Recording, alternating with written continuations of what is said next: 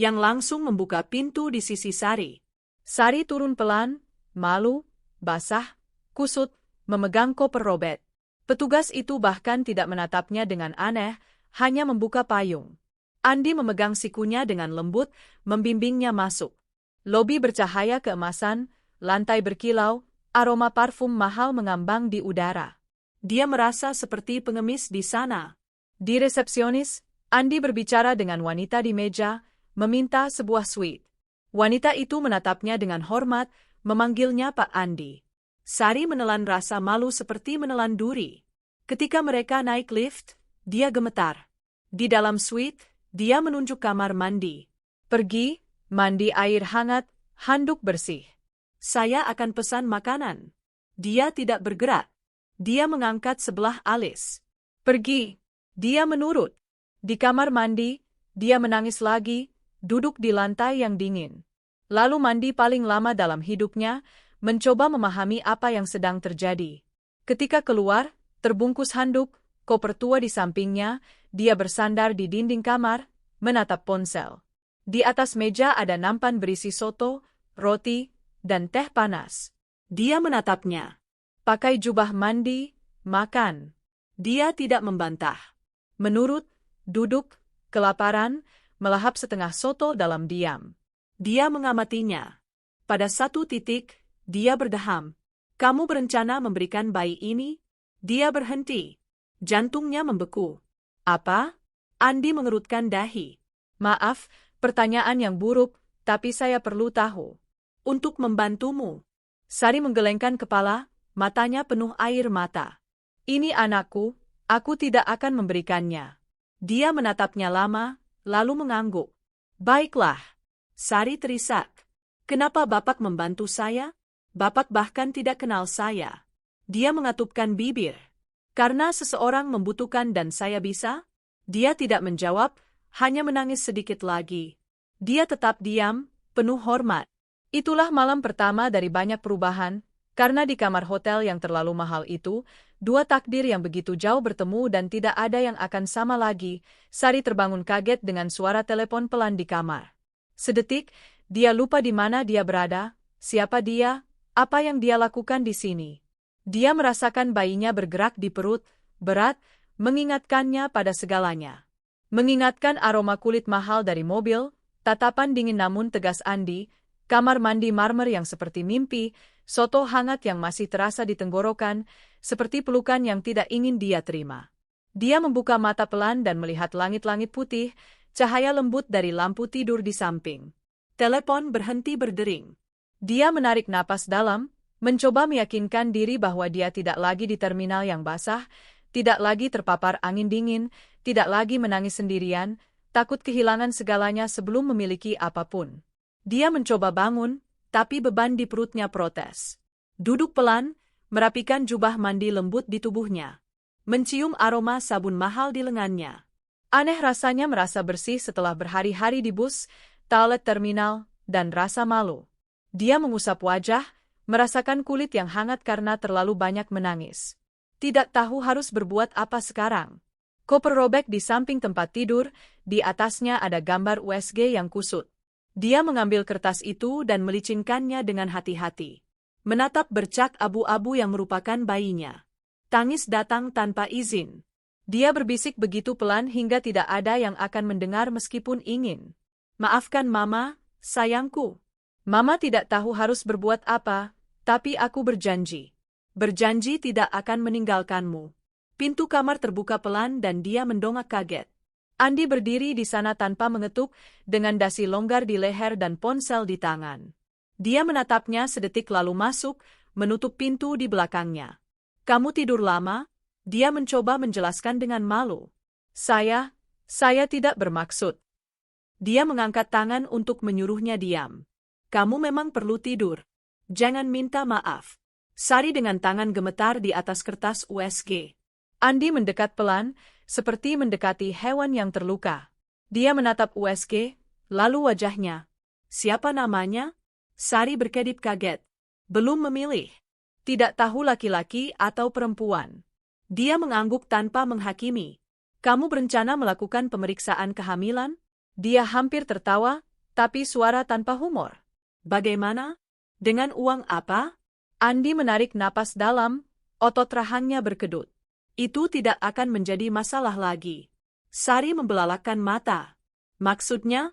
Dia duduk di kursi kulit di samping tempat tidur, menyilangkan kaki dengan elegan, tanpa usaha. Saya sudah membuat janji untukmu hari ini dengan dokter kepercayaan saya. Dia dokter kandungan, akan memeriksamu tanpa biaya.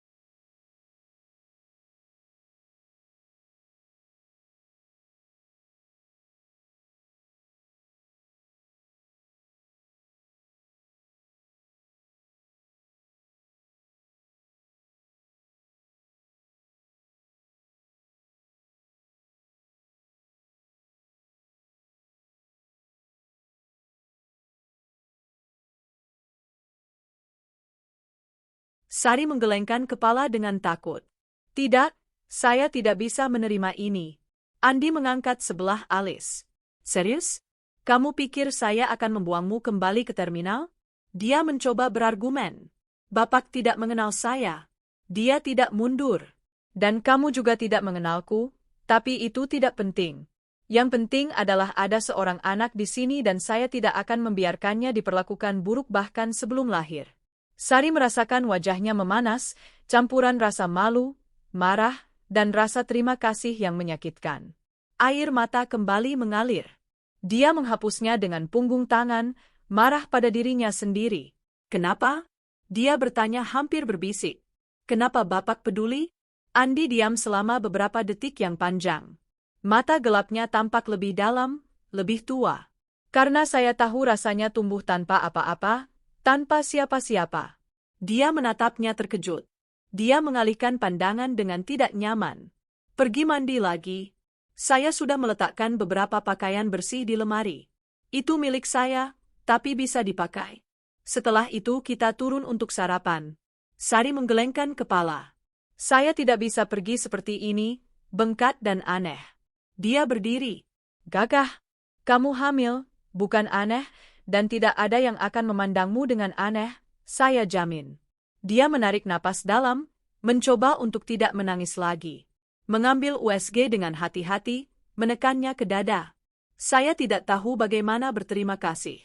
Andi menatapnya tegas. Tidak perlu berterima kasih. Cukup berjanji bahwa kamu akan menjaga bayi ini. Sari menggigit bibir, terharu. Saya berjanji. Dia berbalik untuk keluar, berhenti di pintu. Saya tunggu di bawah. Kamu punya 15 menit. Dia melihatnya pergi dengan perasaan sesak yang berbeda di dada. Dia dingin, suka memerintah, tapi ada sesuatu di matanya, mungkin rasa sakit lama, atau hanya kemarahan yang tertahan terhadap dunia. Sari menarik napas dalam, pergi ke kamar mandi dan menyalakan shower. Air hangat membuatnya merasa hidup lagi. Setelah itu dia mengenakan kemeja yang terlalu besar untuknya. Mengikat sabuk jubah mandi di atasnya, mengimprovisasi sebuah gaun. Menatap dirinya di cermin dan tersenyum sedih. Masih terlihat seperti pelarian, tapi wangi sabun mahal. Dan bayinya aman. Dia keluar dari kamar dan naik lift dengan takut manajer hotel akan mengusirnya karena tidak punya uang. Tapi semua orang tampaknya diinstruksikan untuk menghormatinya. Ketika pintu terbuka di lobi, dia melihat Andi duduk di kursi membaca sesuatu di ponselnya. Dia mengangkat mata dan menilainya. Tidak tersenyum, tapi mengangguk. Lebih baik, ayo makan. Dia membawanya ke restoran hotel. Sari merasa seperti ikan di luar air, meja-meja elegan, kopi yang mengepul, aroma roti segar. Para pelayan memperlakukannya dengan keramahan berlebihan. Andi duduk di depannya, memesan kopi susu, buah-buahan, roti. Dia mencoba menolak. Dia mengabaikannya. Kamu akan makan. Dia menurut. Dia lapar. Setelah beberapa menit dalam keheningan, dia berkata, setelah sarapan, kita ke dokter. Setelah itu, kita bicara tentang di mana kamu akan tinggal. Sari mengerutkan dahi. Di mana saya akan tinggal? Andi mengangkat tatapan dinginnya. Kamu benar-benar berpikir saya akan membuangmu kembali ke terminal? Dia menelan ludah. Saya tidak ingin merepotkan. Dia meletakkan siku di meja, jari-jari saling bertautan. Ini bukan merepotkan, ini tanggung jawab. Dia menatapnya bingung. Tanggung jawab siapa? Dia menghela napas. Tanggung jawab orang yang bisa membantu. Sari tidak tahu lagi harus merasa apa. Rasa terima kasih, takut, curiga, tapi perutnya bergerak dan dia ingat. Dia tidak bisa menolak. Ketika mereka selesai makan, dia membawanya ke mobil lagi. Perjalanan ke klinik berlangsung sunyi. Hanya suara hujan rintik di kaca. Andi berbicara di telepon dengan suara rendah, urusan bisnis. Dia mendengar kata-kata seperti kontrak, sidang, perkebunan. Dia memang orang kaya, seorang direktur utama. Dan di sana dia duduk, dengan koper robek dan USG kusut di kursi penumpang. Ketika mereka tiba di klinik, Andi membantunya turun. Dr. Hendra menyambut mereka dengan hormat, tanpa pertanyaan yang tidak perlu. Sari menjalani pemeriksaan, mendengar detak jantung bayinya, menangis lagi. Andi menunggu di luar, lalu membayar semua di kasir tanpa melihat jumlahnya. Di mobil, dia hanya berkata, semuanya baik-baik saja dengan bayinya. Kamu juga, tapi butuh istirahat, makan yang layak, pemeriksaan rutin. Dia berbisik terima kasih, begitu pelan hingga hampir tidak terdengar. Dia tidak menjawab, hanya mengemudi dalam diam. Ketika dia mengira dia akan ditinggalkan di tempat penampungan, dia berkata, kamu akan tinggal di salah satu apartemen kosong milikku. Ada satu di pusat kota. Sari membelalakkan mata. Saya tidak bisa. Andi mencengkeram setir. Bisa dan akan. Saya akan mengirim seorang asisten untuk membantumu dengan belanjaan dan kebersihan. Kamu hanya akan beristirahat. Dia mulai menangis lagi. Saya tidak tahu bagaimana membayar. Dia menoleh padanya di lampu merah, mata keras namun anehnya lembut. Tidak akan membayar. Anggap ini investasi. Dia menelan ludah. Investasi untuk apa? Dia menjawab tanpa ragu. Untuk melakukan apa yang tidak bisa kulakukan untuk seseorang yang kucintai. Dia ingin bertanya lebih, tapi air mata tidak mengizinkan. Dan sisa perjalanan hanya suara mesin, tangis tertahan, dan janji diam bahwa ini akan menjadi malam pertama dia tidur tanpa rasa takut. Apartemen itu berada di gedung tinggi di pusat kota, dengan satpam berseragam rapi dan karpet merah di pintu masuk. Sesuatu yang tidak pernah Sari bayangkan akan diinjaknya seumur hidup. Dia turun dari mobil memegang koper robek seolah harta karun, dengan Andi di sampingnya, gagah, serius, langkah tegas di lantai marmer. Satpam menyapanya dengan hormat, memanggilnya Pak Andi. Dia hanya menjawab dengan anggukan singkat lalu menunjuk dengan dagu agar dia masuk duluan. Sari merasa kecil, tidak terlihat, malu dengan setiap helai rambut basah, setiap jahitan robek di koper, tapi dia berjalan. Lift naik dalam keheningan berat. Andi tidak berkata apa-apa. Dia bernapas mencoba untuk tidak terisak, merasakan bayinya menendang seolah berkata dia juga terjaga, penasaran, takut. Di lantai 8, pintu terbuka ke koridor luas, dinding terang, aroma bersih. Andi mengeluarkan kunci dari saku jasnya dan membuka pintu. Dia masuk duluan, menyalakan lampu. Sari berhenti di ambang pintu, tanpa keberanian untuk melangkah masuk. Lebih besar dari rumah manapun yang pernah dia tinggali. Sofa abu-abu besar, bantal-bantal terang, karpet lembut, dapur terbuka yang sempurna, meja bat, akan ada dokter, makanan, pakaian bersih. Setelah itu kita lihat. Sari merasakan jantungnya tercekat. Setelah itu, dia tidak langsung menjawab. Setelah itu kamu memutuskan apa yang ingin kamu lakukan. Apakah mau pergi? Apakah mau tinggal di kota ini? Saya akan membantumu punya pilihan. Dia runtuh. Menangis begitu keras hingga tidak bisa bicara lagi. Andi tidak melakukan apa-apa untuk menghiburnya, hanya berdiri menatap dengan serius, sampai dia tenang karena kehabisan tenaga. Saya harus kerja sekarang. Saya tinggalkan kontak di meja. Kalau ada masalah, telepon. Asistennya namanya Bu Yati. Akan datang dalam sekitar 2 jam. Sari terisak, suaranya terputus. Bapak tidak takut saya mencuri sesuatu? Andi mengangkat sebelah alis. Mencuri apa? Bantal-bantal? Dia terisak lebih keras, malu. Dia berbalik ke pintu, berhenti sebelum keluar. Kamu tidak perlu percaya padaku, tapi aku minta kamu setidaknya percaya pada kepentinganku untuk menjagamu dan anak ini tetap hidup. Itu saja. Dia tidak bisa menjawab. Dia keluar dan pintu tertutup dengan klik pelan. Sari merosot ke lantai, memeluk koper. Keheningan apartemen menelannya. Aroma kebersihan, furnitur sempurna, semuanya berteriak, kamu tidak termasuk di sini. Bayinya menendang. Dan dia berbisik dengan suara serak. Mama akan mencari jalan. Pasti. Sore berlalu dengan lambat. Dia menjelajahi apartemen dengan takut merusak sesuatu. Membuka laci-laci pelan. Tidak ada barang pribadi. Terlihat seperti tempat dari majalah yang dipasang untuk mengesankan pengunjung. Kulkas kosong, lemari sempurna.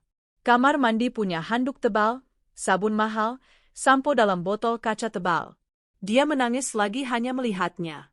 Ketika bel berbunyi, dia hampir jatuh ke belakang karena kaget. Membuka pelan. Bu Yati adalah seorang wanita sekitar 50 tahun, rambut diikat sanggul dan seragam bersih. Tersenyum dengan manis. Kamu pasti Mbak Sari. Sari berkedip. Tidak ada yang memanggilnya Mbak. Saya hanya Sari. Bu Yati masuk tanpa basa-basi, meletakkan tas-tas belanjaan di meja. Pak Andi sudah memberitahu saya. Saya bawa beberapa barang. Sari mencoba mencegahnya. Saya tidak bisa bayar. Bu Yati tidak peduli. Dia yang bayar. Dia mengeluarkan dari tas beras, lauk pauk, daging, buah-buahan, susu, bungkusan popok, tisu basah. Sari menatap dengan pusing. Ini terlalu banyak. Bu Yati tersenyum. Dia menyuruh beli 2 kali lipat, tapi saya rasa tidak perlu sebanyak itu hari ini. Saya akan mengisi ulang minggu depan. Sari duduk dengan gemetar. Bu Yati menghampirinya, memegang tangannya. Nak, dia tidak melakukan ini dengan niat buruk. Dia hanya tidak tahu cara bersikap lembut. Sari menahan tangis. Kenapa dia melakukan ini? Bu Yati menghela napas, membersihkan meja dengan kain.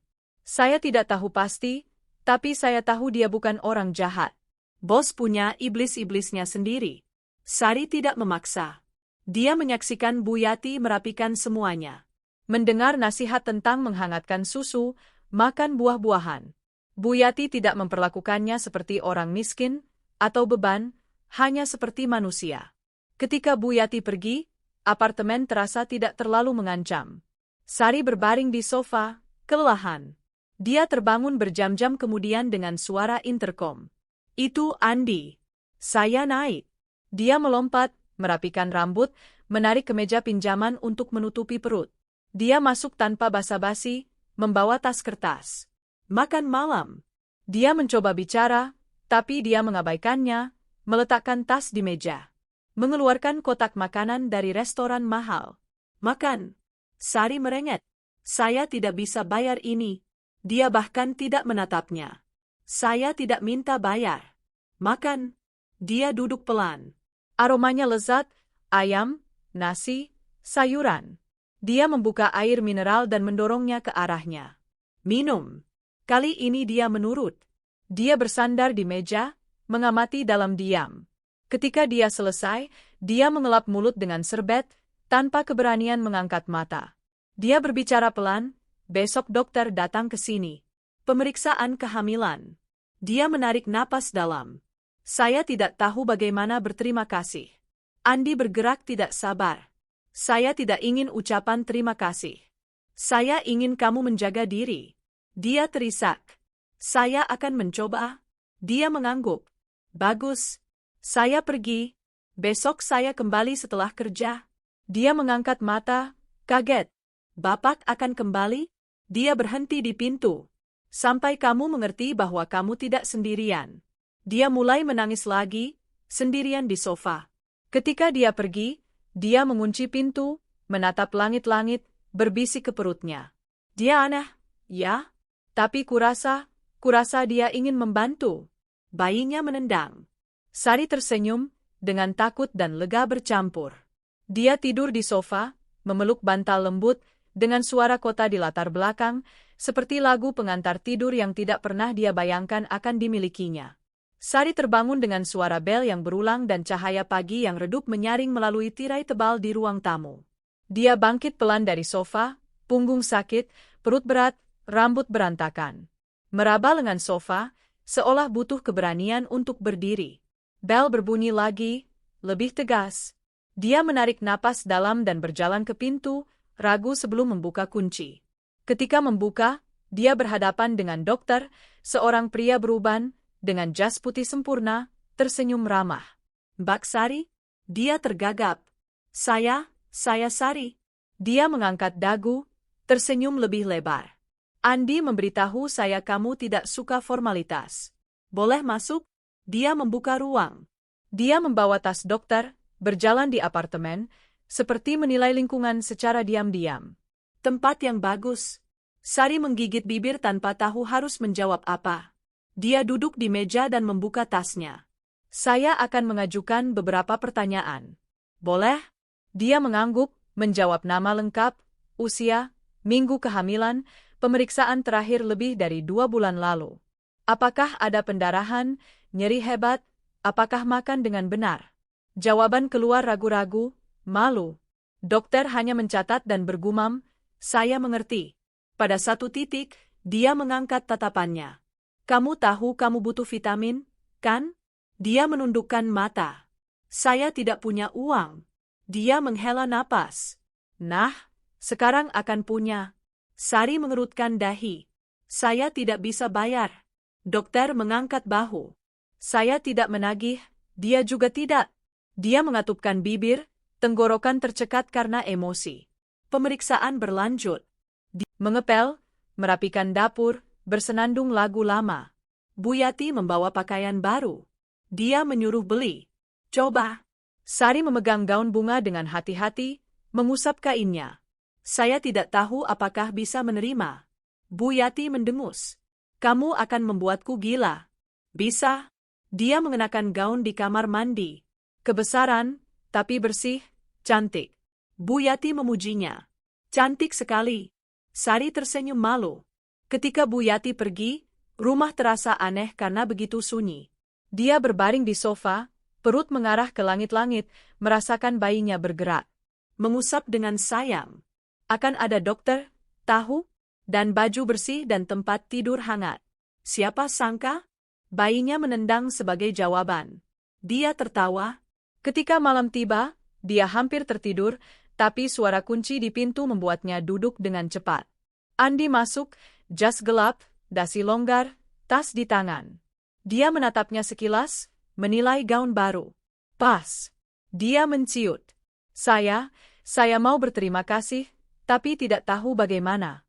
Dia meletakkan tas di meja. Sudah kubilang tidak perlu berterima kasih. Sari menarik napas dalam. Saya tidak ingin merepotkan Bapak. Dia berbalik, mata gelap tertuju padanya. Kamu tidak merepotkanku. Pekerjaan sudah cukup banyak. Kamu memberiku tanggung jawab. Dia tidak tahu harus menjawab apa. Dia membuka kulkas. Bu Yati sudah ke sini? Dia mengangguk. Belanja semua, bantu saya, marahi saya. Andi mengangkat sebelah alis. Kenapa? Sari tersenyum kecil. Karena saya mau bersih-bersih. Dia bilang saya harus berhenti. Andi menggelengkan kepala, mengalihkan pandangan seperti merasa lucu tapi tidak mau mengakui. Jangan bersih-bersih apa-apa. Kamu akan duduk makan buah dan vitamin. Dia menundukkan mata. Baik, Pak. Dia menatapnya lagi lebih lembut. Sudah lebih baik? Dia ragu. Sudah. Dia tampak puas. Bagus. Duduk di lengan sofa, menatapnya. Besok saya datang pagi. Saya ajak kamu lihat apartemen lain. Dia membelalakkan mata. Lain? Andi mengangkat bahu. Yang ini terlalu formal. Saya ingin sesuatu yang lebih nyaman. Dia tergagap. Bapak tidak perlu. Dia mengangkat jari, menyuruhnya diam. Jangan membantah. Dia menghela napas. Bapak selalu suka memerintah seperti ini? Andi berkedip pelan. Ya. Dia mencoba menyembunyikan senyum, tapi tidak bisa.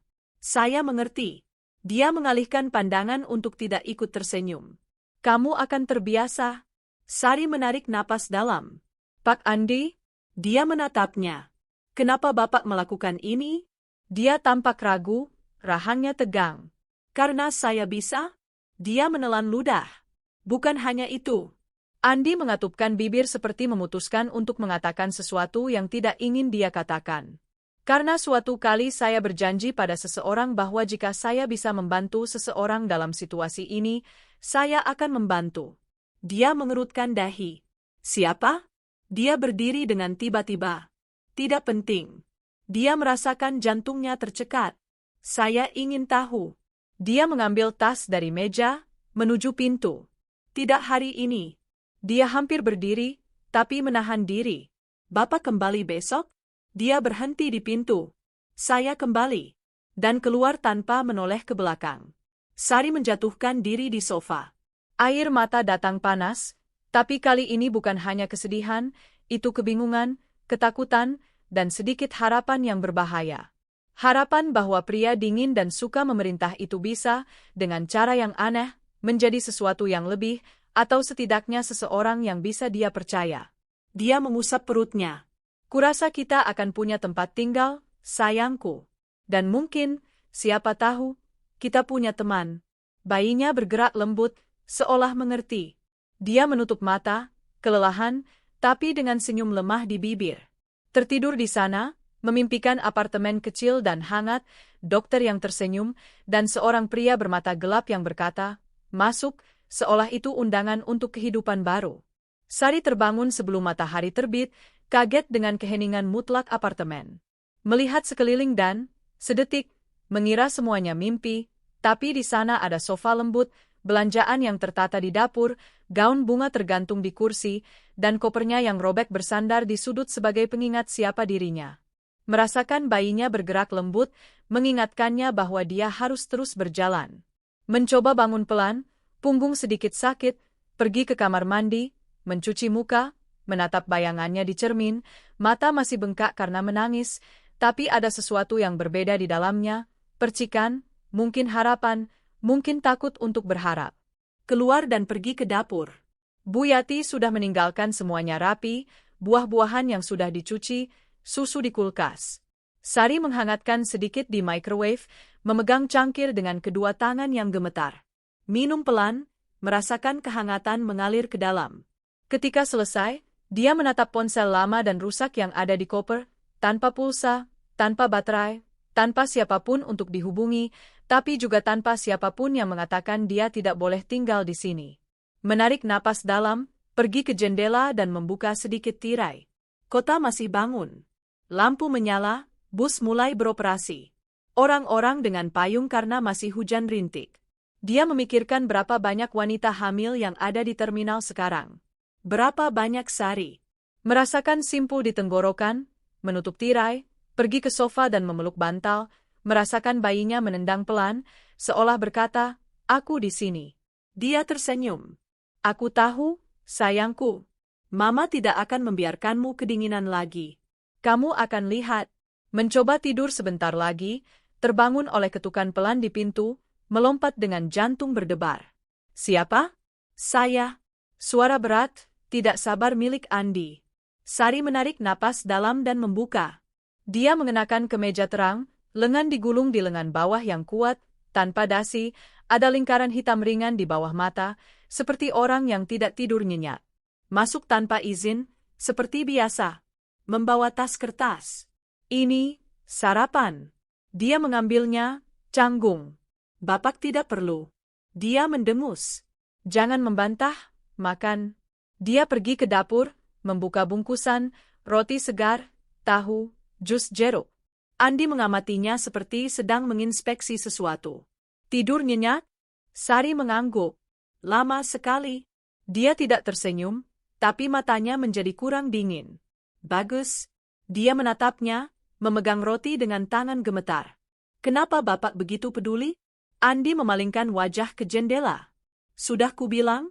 Dia bersikeras. Tidak, Bapak tidak ceritakan apa-apa. Dia menutup mata sedetik, menarik napas dalam. Kamu mirip seseorang yang pernah kukenal. Sari mengerutkan dahi. Seseorang, saya tidak punya baju. Dia menunjuk tas yang ditinggalkan Bu Yati. Punya. Bu Yati beli kemarin. Sari pergi ke kamar improvisasi. Berganti pakaian dengan gugup. Keluar dengan gaun sederhana tapi cantik, dan sandal baru yang masih sedikit menyakiti tumitnya. Andi menilainya tanpa malu, dengan tatapan klinis itu. Lebih baik, ayo. Perjalanan berlangsung sunyi. Sari menatap jalan melalui jendela, menekan tangan di perut setiap kali bayinya bergerak. Andi mengemudi dengan satu tangan, tangan lainnya dipersneling, dengan kepercayaan diri yang membuatnya tidak nyaman sekaligus aman. Ketika mereka tiba, dia menahan napas. Itu adalah gedung tua dari luar, tapi terawat dengan baik. Bunga di pintu masuk, seorang satpam tua yang mengucapkan selamat pagi sambil tersenyum. Koridor beraroma lavender. Agen properti, seorang pemuda-muda yang banyak bicara, membuka pintu apartemen. Sari merasakan matanya berkaca-kaca. Kecil, tapi terang. Ruang tamu dengan sofa empuk, dapur terbuka, 2 kamar dengan jendela besar, kamar mandi bersih, ubin putih. Tidak mewah, tapi terasa seperti rumah sungguhan. Andi melihat semuanya dengan serius, tangan di saku. Agen properti berbicara tanpa henti, memuji gedung, lingkungan, warung roti di sudut jalan. Andi hanya mengangguk. Sari berjalan pelan, menyentuh dinding seolah-olah itu suci. Dia berhenti di kamar yang lebih kecil, membayangkan sebuah boks bayi. Andi mendekat tanpa bicara. Dia berbalik menghadapnya dengan air mata di mata. Indah sekali. Dia mengetatkan rahang. Cukup layak. Dia menggelengkan kepala. Sempurna. Agen properti tersenyum lega. Andi mengusap rambutnya. Kita ambil. Sari membelalakkan mata. Apa? Andi menatapnya tanpa ekspresi. Saya akan menyewa tempat ini untukmu. Dia menggelengkan kepala dengan putus asa. Ini terlalu banyak. Dia mengerutkan dahi. Mau kembali ke terminal? Dia gemetar. Tidak. Dia mendekat. Suaranya lebih rendah, tapi tegas. Kalau begitu terima. Sari merasakan kakinya lemas, bersandar di dinding. Kenapa Bapak melakukan ini untuk saya? Andi menarik napas dalam. Karena saya pernah gagal sekali. Dan saya tidak akan gagal lagi. Dia tidak mengerti, tapi tidak bertanya lagi. Menandatangani dokumen dengan tangan gemetar. Agen properti tampak terharu melihat itu. Ketika mereka keluar, Andi membayar 3 bulan di muka. Di mobil, dia memegang kunci seolah itu emas. Menangis dalam diam. Andi tidak melihat, tapi mencengkeram setir begitu kuat hingga buku-buku jarinya memutih. Ketika mereka tiba di apartemen baru, dia membantu membawa belanjaan, koper, barang-barang sedikit miliknya. Bu Yati sudah ada di sana membersihkan dan tersenyum. Rumah yang indah. Serunya. Sari menangis di pelukannya. Andi hanya keluar untuk menjawab telepon, tapi dari koridor dia mendengar suara isak tangis. Dia bersandar di dinding, bernapas berat. Menutup mata. Kali ini dia tidak bergumam. Kali ini aku tidak akan gagal. Sari merasa aneh di tengah ruang tamu, kecil tapi terang, wangi, dengan tirai bunga yang Bu Yati bawa dan gantung.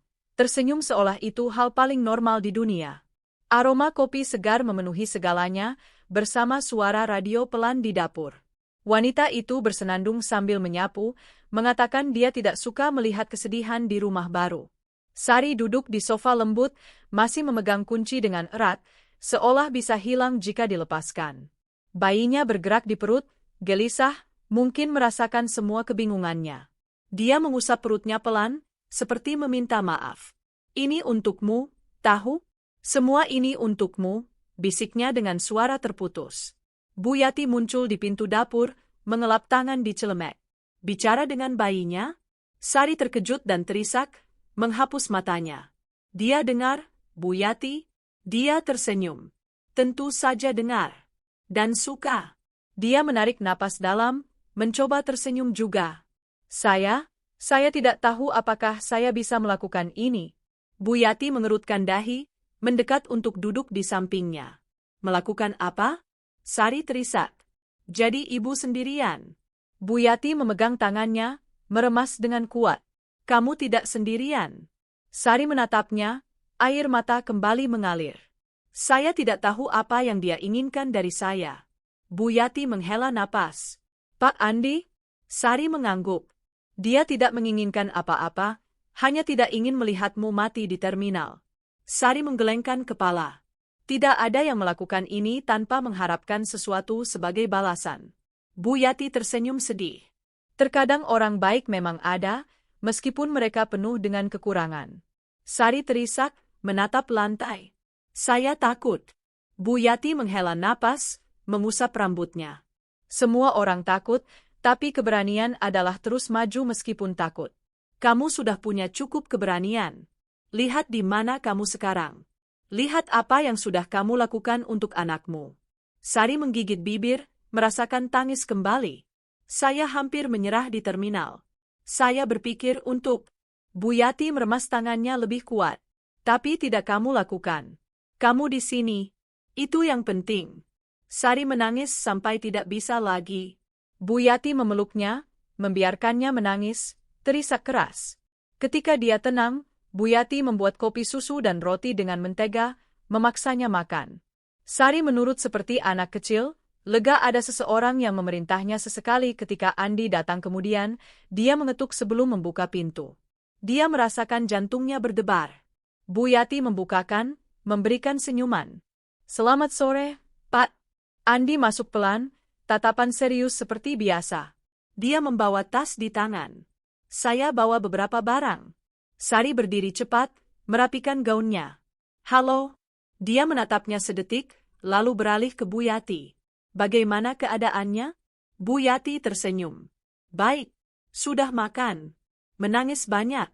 Tapi bagus untuk dikeluarkan." Sari memerah sampai ke telinga. Andi hanya mengangguk. "Bagus." Dia meletakkan tas di meja, makanan untuk 2 hari dan beberapa barang untuk bayi. Sari mendekat pelan, mengintip popok, tisu, baju-baju kecil berwarna-warni. Dia menutup mulutnya. "Pak Andi, saya..." Dia mengangkat tangan. "Saya tidak mau dengar ucapan terima kasih." Dia menarik napas dalam. "Tapi saya harus." Dia menatapnya serius, mata gelap begitu dalam hingga dia hampir tersesat di dalamnya. "Kalau begitu berterima kasihlah nanti. Sekarang makan." Dia hampir tertawa. Bu Yati bertepuk tangan. "Itu dia, Pak." Duduk dengannya. Tidak menggigit. Sari mengangkat tangannya pelan, menyentuh lengannya. "Saya turut berduka." Andi tidak mundur, tapi juga tidak menjawab. Hanya menarik napas dalam, menghapus mata dengan cepat. "Tidak akan terjadi lagi." Sari berbisik. "Bapak menyelamatkan saya." Dia menatapnya. "Belum menyelamatkan siapapun. Tapi akan mencoba." Dia tidak berkata apa-apa lagi. "Tidak perlu." Udara terasa berat. Dengan kenangan, dengan janji-janji diam. Bu Yati muncul dengan segelas air memecah suasana. "Ayo, minum air dan tarik napas dalam." Tidak ada tangisan sekarang. Andi menenangkan diri dengan berdeham. "Besok saya bawa box bayi." Sari membelalakkan mata. "Apa?" Dia mengangkat bahu. "Kamu butuh." Dia mencoba protes. "Pak Andi, saya..." Dia mengangkat tangan. "Serius? Jangan membantah." Bu Yati tertawa. "Sudah kubilang dia suka memerintah." Sari menggigit bibir, tapi akhirnya tersenyum. Baiklah. Andi menarik napas dalam. Jawaban yang bagus. Dia menatap Bu Yati. Jaga dia. Bu Yati menyilangkan tangan. Selalu saya jaga. Andi berpaling ke pintu dengan canggung. Sampai besok. Sari berlari ke arahnya, memegang lengannya. Pak Andi. Dia berhenti, berbalik pelan. Apa? Dia menarik napas dalam. Terima kasih. Dia menutup mata sedetik seolah itu menyakitkan. Lalu membuka dengan tegas. Sama-sama. Istirahat. Dan keluar. Sari bersandar di pintu, menarik napas dalam, jantung berdebar. Bu Yati bertepuk tangan pelan. Ada sesuatu di sini. Sari membelalakkan mata. Apa? Bu Yati terbahak. Baiklah. Saya pura-pura percaya. Sari tersenyum bodoh, memeluk perutnya. Dia hanya pria baik. Bu Yati menunjuknya dengan kain. Pria baik lebih berbahaya dari pria jahat. Sari tertawa dan menangis bersamaan. Saya takut. Bu Yati mendekat, merangkul bahunya. Takut itu bagus. Artinya kamu ingin melakukan dengan benar. Sari menghela napas, merasakan bayinya menendang.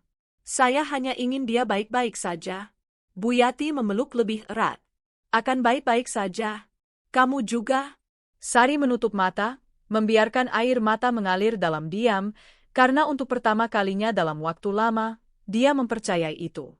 Sari terbangun di apartemen baru, mendengar hujan rintik mengetuk jendela dan mencium aroma sprei bersih yang Bu Yati pasang malam sebelumnya. Dia mengusap perutnya yang besar, merasakan bayinya bergerak malas, seolah juga sedang bangun. Menghela napas dengan sesak di dada. Dia tidak pernah tidur senyenyak ini selama berminggu-minggu, tapi ketakutan masih bersemayam di dasar perutnya, takut terbangun lagi di terminal dingin itu, takut kehilangan segalanya. Mencoba mengusir pikiran-pikiran itu dan bangun dengan susah payah, pergi ke dapur untuk menghangatkan susu. Duduk di meja, mengaduk cairan hangat pelan. Suara microwave adalah satu-satunya bunyi dalam keheningan. Dia duduk di sana, memegang cangkir dengan kedua tangan, menatap kekosongan. Memikirkan Andi, cara dia berbicara tegas, tanpa basa-basi, tapi juga bagaimana dia menceritakan tentang adiknya. Aneh memikirkan dia sebagai seseorang yang tahu apa artinya kehilangan. Dia tampak begitu yakin akan segalanya, begitu kokoh, tapi di dalam dia membawa rasa sakit itu.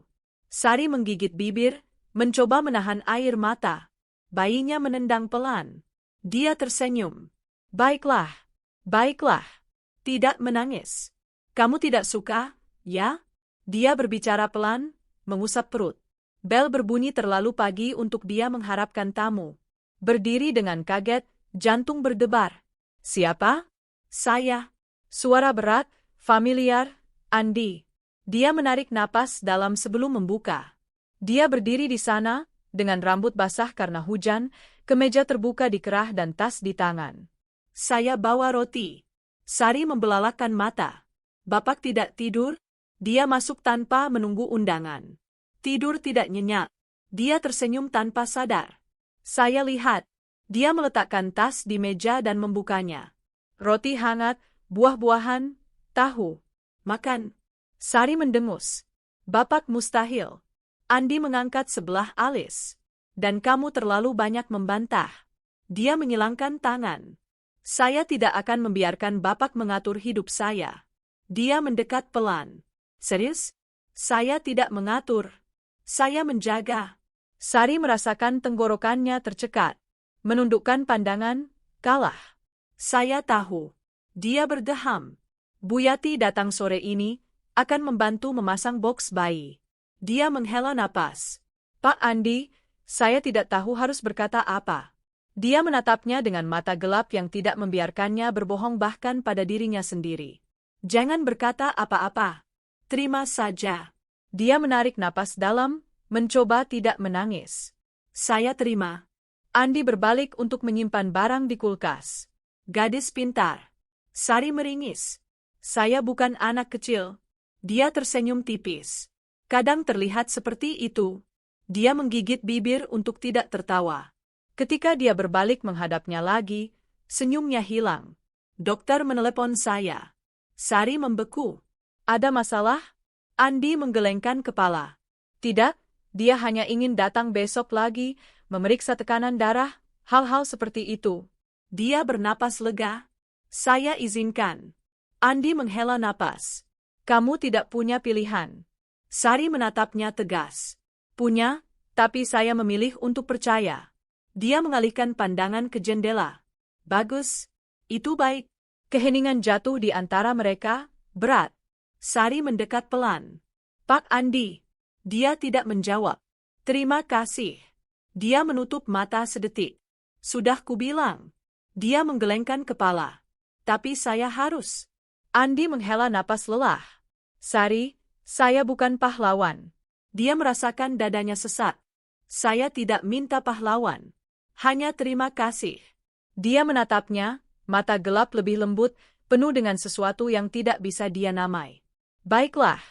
Ponselnya berdering. Dia menjawab cepat, membalikkan badan. Halo. Ya. Saya sibuk. Tidak, kamu yang selesaikan. Sari mencoba tidak mendengar, tapi dia berbicara keras. Saya bilang hari ini tidak ke kantor. Saya punya hal yang lebih penting. Dia menelan ludah. Dia menutup telepon tanpa menjelaskan padanya.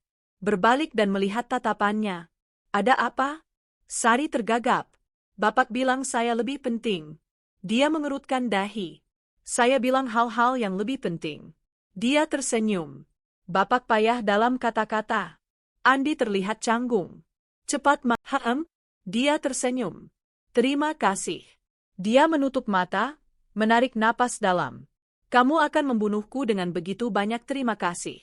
Dia terkikik. Tidak bisa menghentikannya. Andi mengalihkan pandangan, pura-pura memeriksa ponsel. Selesaikan makanmu. Dia menurut. Ketika Bu Yati tiba, dia menemukan mereka berdua duduk di meja. Dia dengan laptop terbuka dan wajah masam. Dia dengan sisa roti di tangan, tersenyum bodoh. Selamat pagi, pasangan. Seru Bu Yati. Kami bukan pasangan. Keduanya berbicara bersamaan. Bu Yati terbahak. Aduh, saya suka. Sari memerah. Andi mendengus. Bu Yati, hentikan. Wanita itu terkikik. Saya akan memasang box bayi. Sari melompat. Boleh saya bantu? Andi memelototinya. Duduk. Dia menyilangkan tangan. Jangan memerintah saya. Bu Yati bertepuk tangan. Hei, tidak ada pertengkaran suami istri di sini. Andi menutup mata dengan kesal. Kami bukan. Sari bergumam. Dia tidak mau. Andi berbalik padanya. Kamu juga tidak mau? Bu Yati hampir jatuh karena tertawa. Kalian begitu buta. Sari memerah. Bu Yati. Wanita itu mengambil kotak box bayi. Saya akan memasang. Kalian ngobrol. Andi membuka mulut untuk protes, tapi Bu Yati mengangkat jari. Sudah. Dia mendengus. Sari menggigit bibir untuk tidak tertawa. Dia menatapnya. Kamu suka membuatku kesal? Dia tersenyum malu. Sedikit. Andi menggelengkan kepala. Keras kepala. Dia menarik napas dalam, takut. Dia menatapnya lebih serius. Saya tahu. Dia mengedipkan air mata. Saya tidak terbiasa dengan seseorang yang tinggal. Dia menelan ludah. Saya juga tidak. Keheningan begitu berat hingga Bu Yati berhenti memalu di kamar. Sari menarik napas dalam. Saya ingin mencoba. Andi mengerutkan dahi. Mencoba apa? Dia mengusap perutnya. Percaya. Dia mengalihkan pandangan. Itu awal yang bagus. Bu Yati berteriak dari kamar. Box bayi sudah jadi. Ayo lihat. Sari melompat. Andi berdiri pelan. Mereka pergi ke sana. Box bayi sempurna. Dipasang dengan sprei baru, bantal warna-warni. Sari menutup mulutnya, menangis. Indah sekali. Bu Yati tersenyum bangga. Andi diam, tapi ketika Sari berbalik menghadapnya dengan wajah basah air mata, dia tidak bisa tetap dingin. Tangannya mendarat di bahunya, meremas pelan. Akan baik-baik saja. Sari terisak. Janji? Dia menarik napas dalam, terlihat lebih rentan dari sebelumnya. Saya janji. Sisa hari berlalu pelan, berat dengan kelelahan tapi ringan, dengan cara yang Sari tidak ingat pernah rasakan sejak lama. Setelah Bu Yati pergi, Meninggalkan 1000 rekomendasi yang ditempel di kulkas, Sari duduk di sofa kelelahan, tangan di atas perut, merasakan bayinya bergerak seolah mengenali rumah baru. Box bayi yang terpasang tampak bersinar dalam temaram kamar dan dia pergi ke sana setiap saat hanya untuk menyentuh kayu yang halus, mencium sprei baru, bermimpi. Andi pura-pura bekerja di laptop di meja ruang tamu, tapi sesekali dia menangkapnya menatapnya. Tidak mengatakan apa-apa, hanya mengalihkan pandangan kembali ke layar. Dan dia pura-pura tidak menyadari karena tidak tahu apa yang harus dilakukan dengan kehangatan yang naik di dada setiap kali menangkapnya. Di akhir sore, dia menutup komputer dengan bunyi keras. Sari terkejut, menumpahkan gelas air di pangkuannya. Sial, gumamnya, mencoba mengeringkan. Andi menghela napas dan pergi ke arahnya, mengambil lap dari wastafel tanpa izin. Berlutut di depannya, mengeringkan air dengan hati-hati, dahi berkerut. Kamu tidak bisa diam tanpa menyebabkan kekacauan? Tanyanya dengan nada serius, tapi ada sesuatu yang lebih hangat di balik suaranya. Sari terisak, menahan tangis kelelahan bercampur malu. Saya tidak sengaja. Andi berhenti menggosok, meletakkan lap dan menatapnya. Saya tahu. Dia menarik napas dalam. Maaf. Dia menutup mata sedetik. Berhenti minta maaf terus. Dia menggigit bibir. Tidak bisa. Dia membuka mata lagi, lebih tenang. Harus belajar. Sari mengalihkan pandangan, tangan gemetar di atas perut. Saya tidak mau merepotkan. Andi menghela napas, memegang pergelangan tangannya, memaksanya menatapnya. Kamu bukan merepotkan, kamu. Berhenti di tengah, seolah kata-kata tersangkut di tenggorokan. Sari menelan ludah. Saya apa? Dia diam, tangan memegang tangannya dengan kuat, lalu melepaskan pelan dan berdiri, mengusap rambutnya. Lupakan. Saya pergi. Dia berdiri dengan cepat, perut berat tapi diabaikan. Pak Andi. Dia berhenti di pintu tanpa berbalik. Bicara. Sari menggigit bibir, merasakan matanya berkaca-kaca. Tinggal. Dia kaku sedetik. Saya tidak bisa. Suaranya keluar lemah, hampir berbisik. Kenapa? Dia berbalik pelan, mata gelap berkilau, aneh, terluka. Karena saya tidak tahu melakukan ini. Dia menggelengkan kepala. Melakukan apa? Andi mengetatkan rahang. Saya tidak tahu menjaga seseorang seperti ini. Tidak tahu menjadi. Dia menarik napas dalam, mencoba menemukan kata. Saya tidak tahu menjadi aman. Sari merasakan tusukan sakit di dada. Bapak sedang mencoba. Dia menatapnya, tatapan berat. Kadang mencoba tidak cukup. Dia mendekat pelan. Tapi saya butuh Bapak mencoba. Dia mengalihkan pandangan, terlihat lebih hancur. Saya takut gagal. Dia menahan tangis. Saya juga. Andi kembali menatapnya, mata memerah. Jangan menangis, pintanya pelan. Sari tidak menurut. Air mata mengalir panas. Dia mengumpat pelan, mendekat selangkah dan memegang wajahnya dengan kedua tangan, menghapus air mata dengan ibu jari. Saya benci kamu karena membuatku merasakan ini. Dia menangis lebih keras. Saya tidak melakukan apa-apa. Andi terisak, suara serak. Kamu melakukan. Kamu memaksaku mengingat. Sari gemetar, memegang pergelangan tangannya. Mengingat apa? Dia menarik napas dalam. Bahwa aku gagal. Dia menggelengkan kepala. Bapak tidak gagal dengan saya. Dia meremas wajahnya lebih kuat. Belum. Dia menutup mata. Tidak akan gagal. Keheningan menelan segalanya. Suara jalan menghilang. Napas mereka satu-satunya bunyi. Lalu dia menyentuhkan dahinya ke dahinya. Saya tidak menjanjikan apa-apa. Dia terisak. Saya tidak minta janji. Hanya tinggal. Dia lama menjawab. Hanya malam ini. Dia membuka mata. Baiklah. Dia menarik napas dalam dan memeluknya tiba-tiba, erat, kuat, seolah ingin Dia membelalakkan mata. Pak Andi, saya punya makanan. Dia memelototinya. Saya akan pesan tetap saja. Dia menghela napas. Suka memerintah. Dia berbalik ke ponsel. Keras kepala. Dia pergi ke box bayi, mengusap kayunya. Terima kasih. Dia tidak langsung menjawab, lalu berkata sangat pelan. Seharusnya aku melakukan ini lebih awal. Dia berbalik menghadapnya. Tapi Bapak melakukannya sekarang. Dia menatapnya sedetik yang panjang. Ya. Dia memesan makanan dengan suara tegas di telepon, tapi tangannya sedikit gemetar. Sari melihat, tapi tidak berkata apa-apa. Ketika menutup telepon, dia menjatuhkan diri di sofa dengan lelah. Dia menghampirinya, duduk di ujung lain. Mereka duduk dalam diam, tidak butuh kata-kata. Malam itu, ketika makanan tiba, mereka makan bersama di ruang tamu, kaki bersentuhan, berbicara pelan tentang hal-hal kecil, tentang hujan, tentang nama untuk bayi, tentang warna dinding. Dan mereka tertawa sedikit, tapi tertawa. Ketika waktu tidur tiba, dia bersikeras di sofa dan dia di tempat tidur. Mereka akhirnya tertidur bersama tanpa sadar, tangan bertautan di tengah jalan. Dan untuk pertama kalinya dalam waktu lama, Sari bermimpi tentang rumah. Sari terbangun dengan suara hujan rintik di kaca dan kehangatan tangan berat yang memegang tangannya. Membuka mata pelan, merasa asing dengan langit-langit baru, cahaya pagi yang redup masuk melalui celah tirai.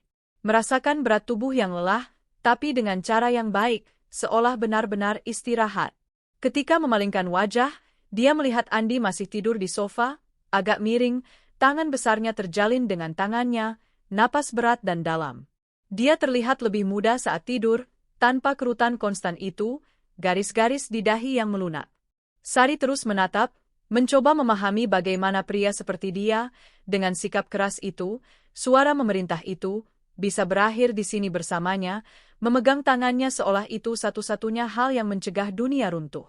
Merasakan bayinya bergerak dan tersenyum, meremas pelan jari-jari Andi. Dia bergumam sesuatu tapi tidak bangun.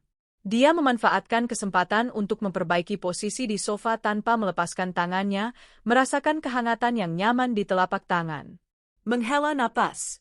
Selamat pagi, sayangku, bisiknya ke perut. Lihat, dia tinggal. Tidak tahu sampai kapan, tapi dia tinggal.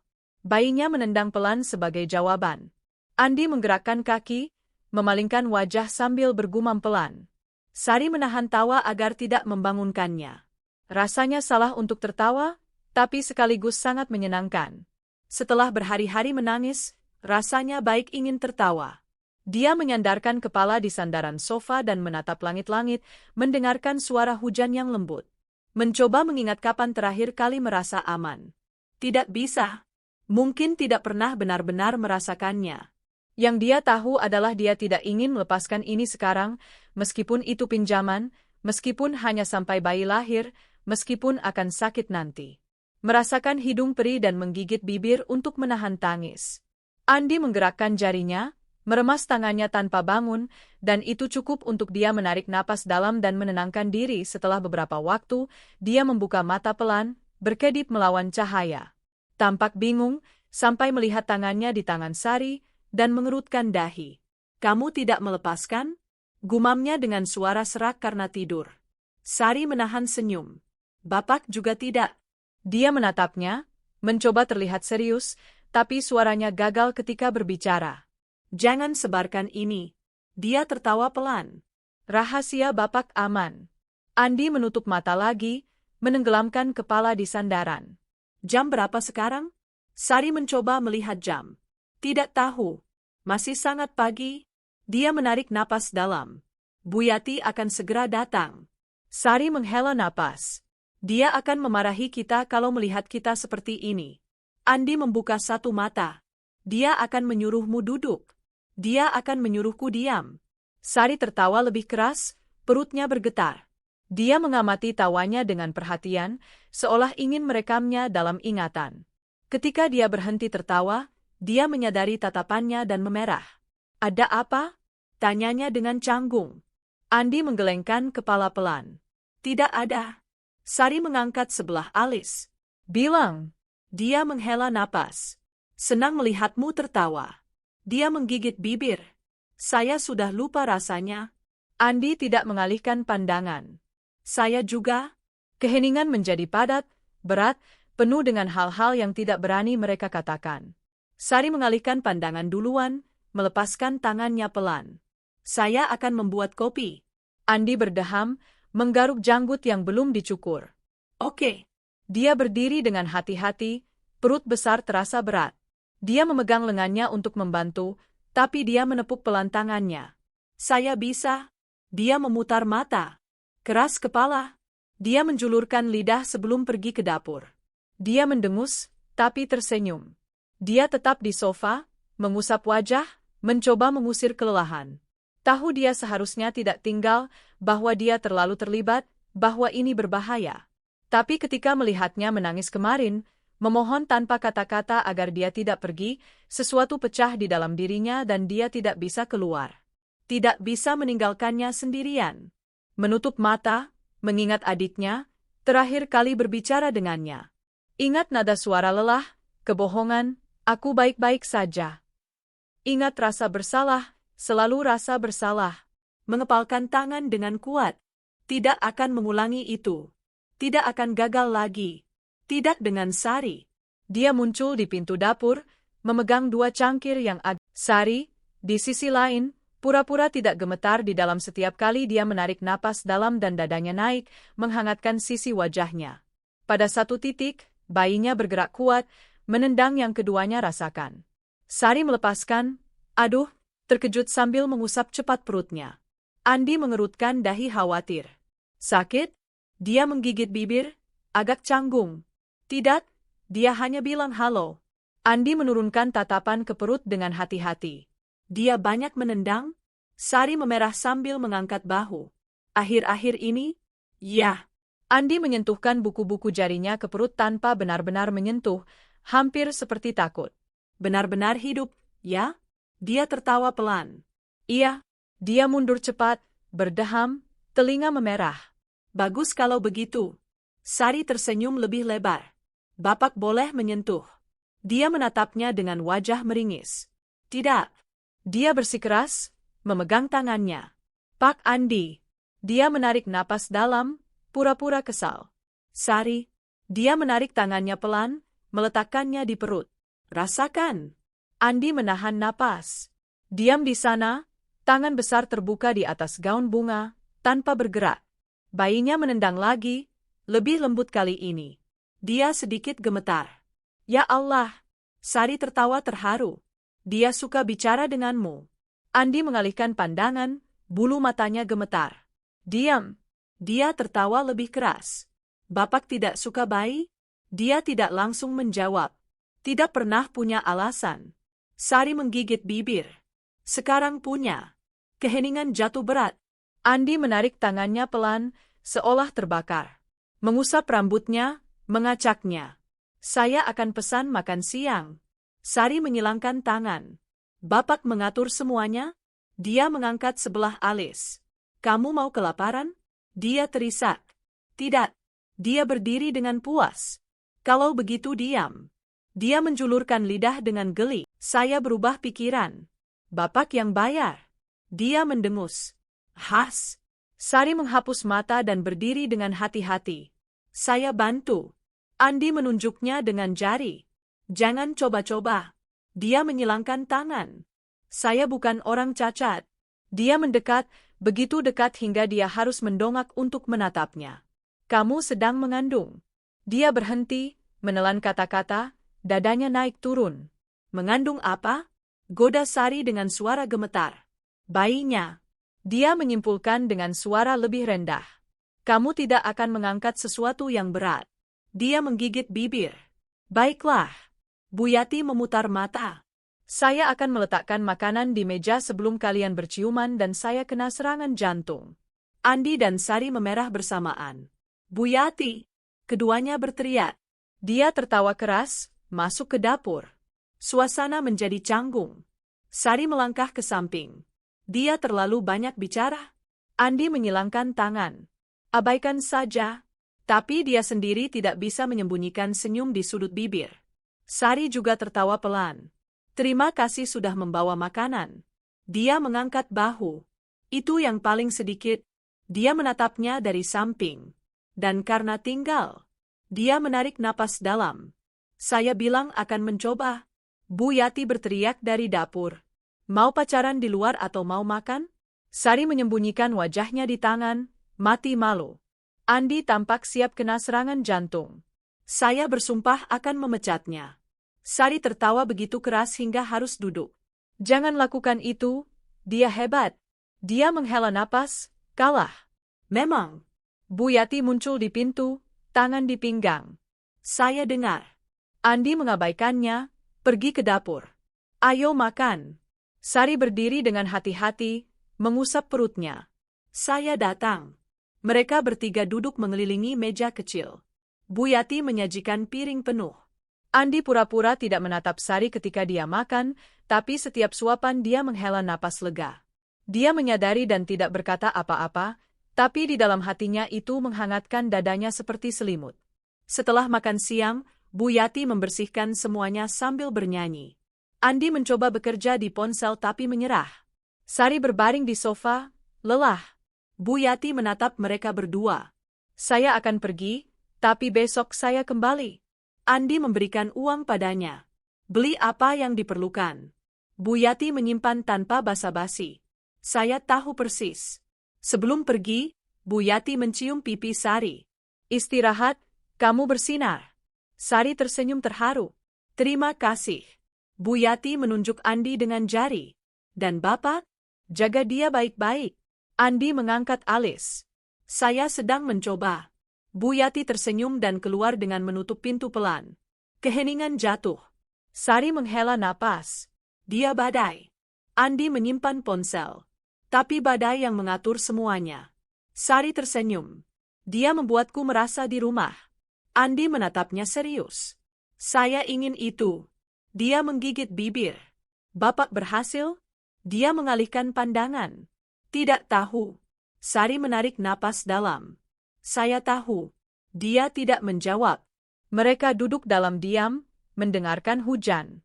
Bayinya menendang pelan. Sari menghela napas, mengusap perut. Andi menatap cepat. Semuanya baik? Dia tersenyum. Dia bilang dia suka di sini. Andi sedikit rileks. Semoga begitu. Sari memperbaiki posisi di sofa. Pak Andi? Dia bergumam. Dia menarik napas dalam. Kalau saya minta, Bapak akan tinggal 1 malam lagi? Dia memalingkan wajah pelan ke arahnya. Kamu mau? Dia merasakan wajahnya memanas. Saya takut tidur sendirian. Dia menarik napas dalam, rahang terkunci. Kalau begitu saya tinggal. Sari menghela napas lega. Terima kasih. Dia menggelengkan kepala. Berhenti berterima kasih. Dia tertawa. Tidak bisa. Dia menghela napas, kalah. Saya tahu. Sari menyandarkan kepala di sandaran, mata tertutup. Janji akan tinggal malam ini? Dia memperbaiki posisi tubuh agar lebih nyaman. Saya janji. Dan dia tertidur di sana dengan suara hujan, napasnya didekat, dan bayinya tenang. Dan untuk pertama kalinya, ketakutan terasa terlalu kecil untuk merusak momen itu. Sari terbangun dengan suara hujan yang masih mengetuk pelan di jendela dan kehangatan yang nyaman di dada. Membuka mata pelan dan terkejut menyadari dia berbaring di atas lengan Andi, kepalanya pas di bahunya, seolah selalu menjadi tempat yang benar. Sedetik, dia menahan napas, mencoba tidak bergerak, tapi jantungnya berdetak begitu cepat hingga tidak mungkin diam. Dia mencium aromanya, sesuatu antara parfum mahal dan sabun netral, begitu familiar sekarang hingga terasa sakit. Andi sedang tidur atau pura-pura dengan sangat baik. Janggutnya yang belum dicukur menggesek pelan dahinya. Sari memalingkan wajahnya sedikit, cukup untuk melihat bulu matanya gemetar, napas berat. Dia tetap begitu, menatapnya, seolah keajaiban dia ada di sini. Seorang pria begitu serius, begitu dingin, begitu penuh ketakutan. Namun dia tetap tinggal. Merasakan bayinya bergerak pelan.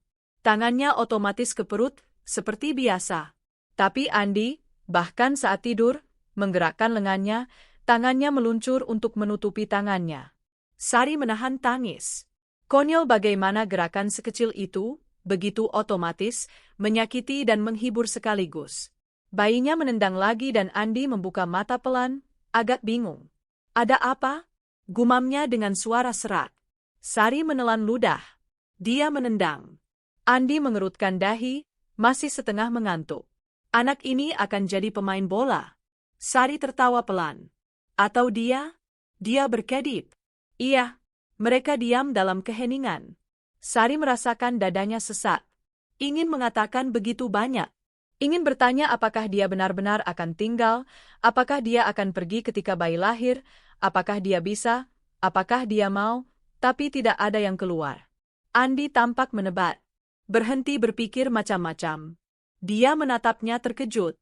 Bagaimana Bapak tahu? Dia menguap. Karena kamu meringis ketika terlalu banyak berpikir. Dia menggigit bibir. Saya hanya berpikir apakah Bapak akan pergi. Andi menghela napas berat. Sari. Dia mengangkat bahu. Bapak tidak berutang apa-apa pada saya. Aku tahu. Andi meremas tangannya di perut.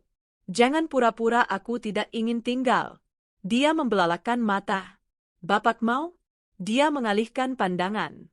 Saya tidak tahu cara melakukan ini. Sari menahan tangis. Saya juga tidak. Andi kembali menatapnya. Tapi saya di sini. Dia terisak, air mata mengalir. Ya. Dia menghapus dengan ibu jari, canggung. Berhenti dengan itu. Dia tertawa. Saya banyak menangis. Dia tersenyum miring. Saya perhatikan. Sari menarik napas dalam. Bapak tidak perlu menjanjikan apa-apa. Andi mengerutkan dahi. Sari menyandarkan wajah di dadanya. Saya juga. Mereka tetap begitu selama menit-menit yang panjang. Bayinya bergerak seolah ingin memastikan mereka tahu dia ada di sana. Andi mengusap perutnya dengan canggung. Hei, tenang di sana. Sari tertawa sambil terisak. Dia mendengarmu. Andi menatap perut. Jangan membuat ibumu terlalu banyak menangis, nak. Dia tersenyum lebih lebar. Bapak akan selalu bicara dengannya? Andi menghela napas. Akan mencoba. Sari juga menghela napas. Terima kasih. Dia bergumam. Berhenti dengan itu. Dia menggigit bibir. Saya takut. Dia menarik napas dalam. Saya juga. Sari memeluknya dengan erat. Tapi saya ingin mencoba. Andi menyandarkan dagu di atas kepalanya. Kalau begitu kita coba. Suara hujan terus tenang, seolah dunia di luar tidak ada. Waktu berhenti. Ketika akhirnya mereka sedikit berpisah, Andi berdeham. Bu Yati akan membunuh kita kalau datang dan melihat kita seperti ini. Sari tertawa. Dia sudah mengira kita menikah. Andi memutar mata. Wanita gila. Sari menjadi serius sejenak. Bapak akan memikirkan itu? Dia mengerutkan dahi. Memikirkan apa? Dia hampir tidak bisa mengatakannya. Tentang kita. Andi mengusap wajahnya. Sari, saya. Dia berhenti. Saya tidak pernah memikirkan itu sebelumnya. Dia menahan tangis. Saya tahu. Dia memegang dagunya dan memaksanya menatapnya. Tapi saya sedang memikirkannya sekarang. Jantungnya berdebar kencang. Pak Andi. Dia menarik napas dalam. Saya tidak mau menjanjikan pernikahan atau dongeng. Dia mengangguk. Saya juga tidak. Dia menyandarkan dahi padanya. Tapi saya ingin tinggal. Sari menutup mata, menangis lagi. Kalau begitu tinggal. Dia memeluknya dengan erat. Akan mencoba. Dan saat itu tidak ada yang penting lagi. Tidak penting bahwa dunia itu sulit, bahwa dia tidak punya keluarga, bahwa dia takut, bahwa masa depan itu kabur. Di sana, di tengah ruang tamu kecil itu, dengan aroma kopi dan suara hujan, mereka memiliki satu sama lain dan seorang bayi dan sebuah awal. Semoga Allah memberkahi dan sampai besok.